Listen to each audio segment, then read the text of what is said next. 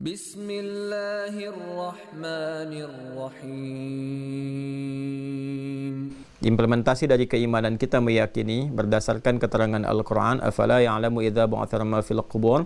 Apakah mereka kemudian kalaulah mengetahui apa yang terjadi setelah dibangkitkan dalam kubur, kemudian juga terkait dengan alam barzakh dan keterangan hadis-hadis Nabi sallallahu alaihi wasallam yang terkait dengan keyakinan tentang peristiwa-peristiwa di alam kubur. Bagi kita insan beriman itu mutlak harus mengimani, yakin tanpa ragu. Dengan yakin tanpa ragu itu hikmah akan datang menuntun kita untuk memahami.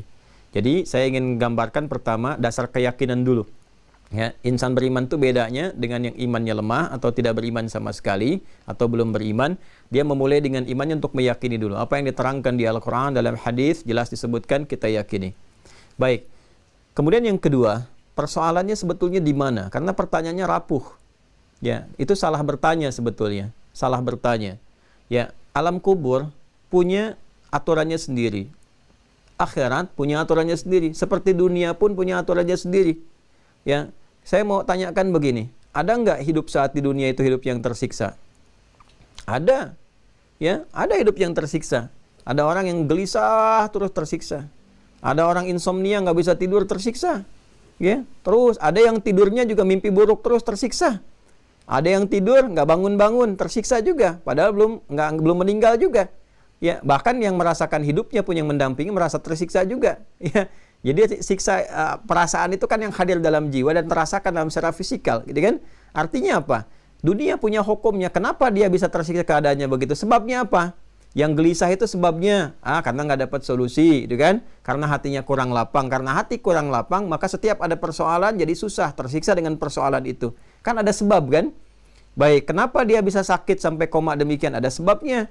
Misalnya makan makanan yang tidak tepat, minum minuman yang salah, ada sebab. Karena itulah kita belajar di dunia ini supaya tidak terlibat pada hal-hal yang menyebabkan kita tersiksa. Ya, makan makanan, jangan sampai makan makanan yang tidak menyehatkan. Makan makanan yang haram. Ya, terlibat pada perbuatan-perbuatan buruk sehingga membuat kita tersiksa dengan gelisah. Ya, orang yang korupsi itu akan tersiksa hidupnya karena terfikir terus, takut ketahuan, ya, takut ditangkap. Ya, orang yang berzina, selingkuh itu pasti tersiksa. Kenapa? Jadi beban dalam hidupnya. Takut diketahui, pergi sembunyi-sembunyi. Sekarang tidak bebas lagi beraktivitas. Itu kan tersiksa. Karena itu dilarang berzina, dilarang mencuri, dilarang korupsi, dilarang kemudian berkata-kata kotor supaya tidak tersiksa. Ada orang bicaranya tidak tepat, ya, misalnya bicara yang buruk tentang suku A, suku B, berkata yang tidak baik misalnya, akan tersiksa. Ketika orang-orang banyak protes, orang-orang banyak mencela, dia merasa tidak tenang, gitu kan? Karena itu belajar untuk berkata-kata yang baik, jangan mencela, jangan bikin hoax dan sebagainya. Itu hukum, itu dunia, artinya ada sebab akibat.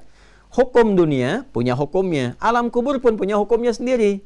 Kalau Anda di dunianya mengerjakan ini, di alam kuburnya akan begini. Kalau Anda mengerjakan dunia baik, alam kubur akan baik. Kalau Anda di alam dunianya tidak baik, alam kuburnya pun tidak baik juga. Itu ada hukum. Jadi apa yang dibawa ke alam kubur, itu yang kita kerjakan saat di dunia. Kalau bekalnya soleh, nikmat alam kuburnya. Itu konsekuensinya. Kalau bekalnya salah, nggak nikmat alam kuburnya. Ya, di alam kubur itu ketika masuk, itu bergantung bekal dunia kita. Alamnya sudah berbeda. Jelas ya, sebab akibatnya tidak sama. Sebab akibat yang dibawa ke alam kubur itu amal kita. Karena itu semua yang melekat pada dunia, itu sudah tinggal. Telah meninggal dunia, meninggalkan semua dunia. Yang dibawa itu cuma amal saja. Karena amal itu yang dibawa untuk memasuki ruang di kubur dengan hukum yang berbeda dengan saat di dunia. Kita nggak bisa bawa jabatan dunia ke alam kubur. Man rabbuka, saya presiden, nggak usah banyak tanya. Nggak bisa, Anda presiden dunia bukan presiden alam kubur. Man rabbuka, saya kiai. Anda kiai dunia, bukan kiai alam kubur. Man rabbuka, oh saya adalah Crazy Rich Riau, orang terkaya di Riau. Nggak bisa, Anda dunia, sekarang sudah alam kubur. Kalau sudah alam kubur, semua sama.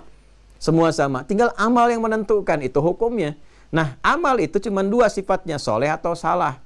Soleh sebabnya mendapatkan akibat, salah sebabnya menjadikan akibat. Apa akibatnya? Bagi kita umat Islam, orang-orang yang soleh mendapatkan kehormatan sejak di alam kuburnya. Diminta untuk istirahat. Silahkan istirahat dulu, nikmati dulu sementara sambil nunggu hisab nanti. Ini hukum alam kubur. Diberikan kenikmatan sementara di alam kubur sambil nunggu. Sama kayak kita masuk waiting room, ibu mau terbang dari Riau, mau umroh, haji, kan? Kan ke bandara dulu tuh waiting roomnya. Kan di waiting room itu apa yang dikerjakan? Kalau ibu kelasnya kelas bagus, bekalnya bagus, ya kan? Ongkosnya banyak, ONA plus, ibu kan masuk apa? VVIP kan? Ya, bisa makannya enak, minumnya enak, dilayani macam-macam, ya kan? Tapi kalau yang jadi masalah, kalau misalnya bekalnya nggak benar tuh, ternyata dia memalsukan misalnya, memalsukan visa. Ya, alih-alih dia dapat waiting room, dia waiting roomnya kan diinterogasi petugas di situ. Ya, jangankan dapat makanan, yang dia dapatkan cacian, macam-macam, mungkin hukuman, ancaman Anda dihukum, di penjaranya kan bukan di situ. Tapi dia ada di ruang senyap, diinterogasi dan sebagainya, merasa nggak enak. Nggak enak, gelisah, dicurigai dan sebagainya. Belum dihukumnya. Dihukumnya kan bukan saat di waiting room, nanti setelah keluar dari situ. Tapi dia mendapatkan konsekuensi dari perbuatannya. Sekarang orang sebelum masuk ke akhirat, masuk waiting room, bekal yang dibawa apa? Kalau dia saleh, dapat kesempatan baik. Banyak ayat turun nanti. Yang paling viral kan di Quran surah ketiga Al-Imran. Ayat 169 sampai 171 itu. Wala tahsabanna alladhina qutilu fi sabilillahi amwata. Ya bal ahya'un 'inda rabbihim yurzaqun farihina bima atahumullahu min fadli wa yastabshiruna billadzina lam yalhaqu bihim min khalfihim alla khaufun 'alaihim wa lahum yahzanun. Ya kan? Ya mereka merasakan kegembiraan, nikmat, enak, difasilitasi, bahkan malaikat dalam hadis mengatakan nyuruh istirahat. Istirahat aja dulu, tunggu hisab. Nih fasilitas sambil nunggu hisab. Bahasa kita ya begitu. Hadisnya sahih, sudah saya sampaikan dalam kajian yang detil. Yang nggak ada bekal, bagaimana diberikan fasilitas? Bekal yang nggak ada. Ya, dikonfirmasi dulu, man rabbuka, susah. Ya, kita yang ngaji ya bisa jawab, man rabbuka, udah hatam tauhid 62 video bisa dan kalau sanggup. Tapi kalau kita sudah biasa kan man rabbuka Allah, kenal nggak dengan yang ini Muhammad Rasulullah, istirahat. Tapi kalau nggak punya bekal, nggak punya macam-macam dan sebagainya, konsekuensi dia dapatkan apa itu? Gimana bisa diberikan bekal? Ya, masuk ke situ nggak ada bekalnya, nggak ada apanya, nggak ada macam-macam, sudah nggak dapat fasilitas. Yang didapatkan apa? Keadaan aja sudah gelap keadaannya, ya. Kemudian keadaan yang sulit, berat, ya. Kemudian dapat konsekuensi karena sebab hukum alam kubur, nggak bisa ditanya, dipukul pakai palu, itu hukum. Ya, itu nggak bisa kita bawa ke dalam hukum dunia, hukumnya alam kubur kok. Kita dari sini, saya ini di Indonesia, ibu di Indonesia. Kita ke Amerika pakai hukum Amerika di sananya. Nggak bisa pakai hukum Indonesia. Orang ke Singapura pakai hukum Singapura. Begitu masuk mobil nggak mau buang sampah. Begitu buang sampah denda, bisa masuk penjara gitu kan.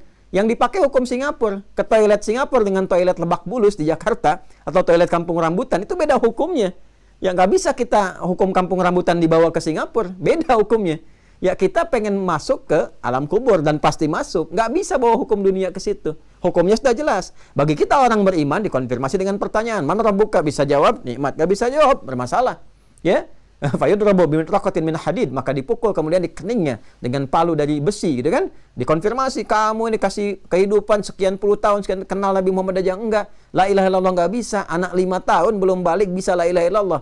Kamu 50 tahun untuk mengucapkan itu nggak sanggup. Kurang berapa lama lagi? Dan sebagainya. Itu hukum. Nah, jadi pendekatan alam kubur beda dengan kita. Ya, akhirat beda lagi. Nanti kalau ada yang bertanya, tapi kan itu cuma ditidurkan aja. Ibu bisa balik jawab. Ya, orang tidur itu di dunia saja. Kalau dia tidur, mimpinya baik, enak tidur. Tapi kalau mimpinya ketemu kuntilanak, ya coba lihat. Dan dia nggak bangun-bangun. Ibu bisa bayangkan. Orang mimpi buruk aja ketemu kuntilanak, dia bangun kan? Astagfirullah. Nah ini dia mimpi ketemu kuntilanak, apalagi kuntilanak botak, dia ketemu di situ. Ya, terus dia nggak bangun-bangun misalnya. Ya klik. Dia nggak bangun-bangun tuh. Ya, terus nggak bisa bangun. Tersiksa kan keadaannya. Teriak ini, itu, dan sebagainya. Sekarang dia di alam kubur nggak bisa bangun. Dan tersiksa dengan itu semua.